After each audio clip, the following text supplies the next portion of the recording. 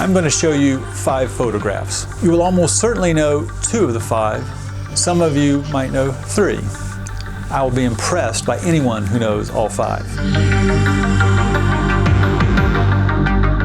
This is a story about the US-China trade war, not through the eyes of these first 2 gentlemen, the 2 I'm assuming you know. The first is, of course, one of the most identifiable faces on the planet, US President Donald Trump. The second is the leader of the most populous country on earth, Chinese President Xi Jinping. His face is highly recognizable too, and certainly to the 1.4 billion people in China.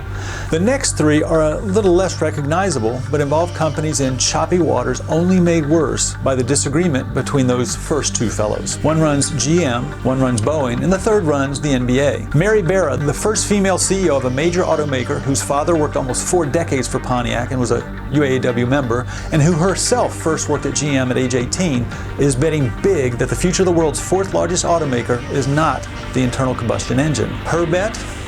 It's electric cars and autonomous vehicles. It's not exaggerating too terribly to say that she's pushed all her chips to the center of the table. She's all in. That includes an investment in Lyft, a $1.5 billion acquisition for an autonomous vehicle startup, and requisite offices in Silicon Valley. Her problem now is that GM is embroiled in a bruising strike with some 45,000 to 50,000 workers, the longest in 4 decades, at the same time the US is involved in a trade war with China. China is the United States' 2nd largest export market for vehicles. Those exports are down more than 12% this year, but it's worse than that. Half of all the electric models that GM plans to have ready by 2023 are targeting China, a fast-growing market for the company and one providing incentives for cars that pollute less. Unfortunately, the shine in how the Chinese think about American brands is being tarnished in a newly pronounced Chinese patriotism, and you think you have a lot on your mind. The second guy is Dennis Muilenburg. He's the CEO of Boeing, which until recently was arguably this country's most pronounced sign of American economic prowess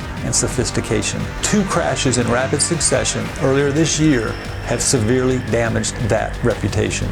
China, the largest foreign market for U.S. aircraft and related parts last year, now ranks 2nd. Exports this year are down almost 23%. Then there's Adam Silver. He has been well regarded for giving players more autonomy, for his efforts in the digital arena, and for creating NBA China. Until 1 tweet ago, NBA basketball was flying high in China.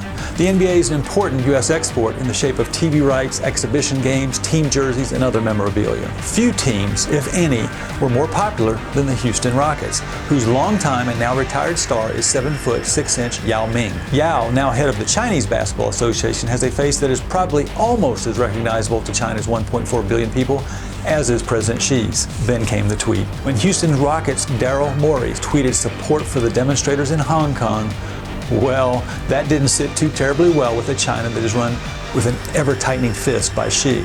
Then Silver, the NBA CEO, stepped in to support the Houston Rockets specifically and freedom of expression generally. What, after all, do we stand for?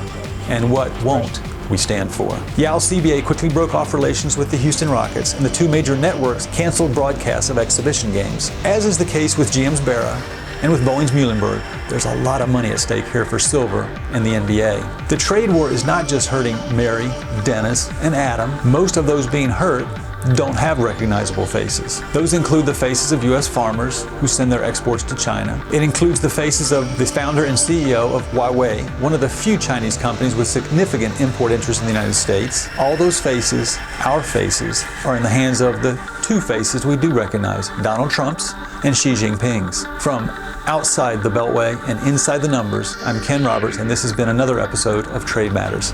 Thanks for watching.